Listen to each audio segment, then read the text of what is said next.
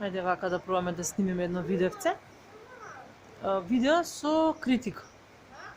Видео со критика, и не гомцата ондека. Кој знае дали се слуша? Може би треба да збора малце погласно. Да се види оваа кршовинава овдека. Ова све што се искрши. Не да се покаже све што се изгради, туку све што се искрши.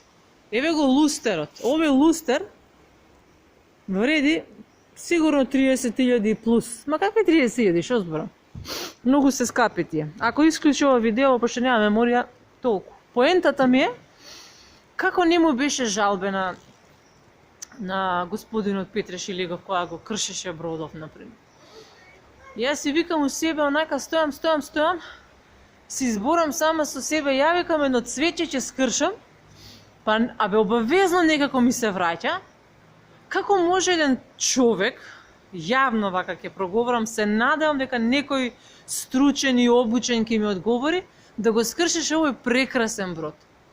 Толку е цврсто правен кој ќе влезеш внатре, гледаш даски, метал, едно, друго, трето.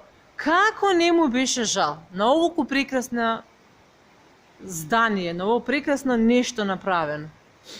Многу ме интересира. Еве, може сум ја, не знам, неинформирана, необразована, не знам што сум, не сум.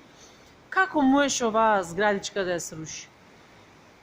Ако се работи за тоа дека е на место кај што не требаше да се гради, нели во случајов прво е подигната на столбови. Значи мислам дека доле не смета. Второ, многу се правеше во неј за промет, пошто беа убави кафичи. Значи само ова го скрши, не знам зашто само ова го скрши, пошто нели трите. Како и да е, кој да ги крши, греота е. Ако некој некогаш го интересира некој друг вака што мисли, пошто денешно време никој не го секира друг што мисли.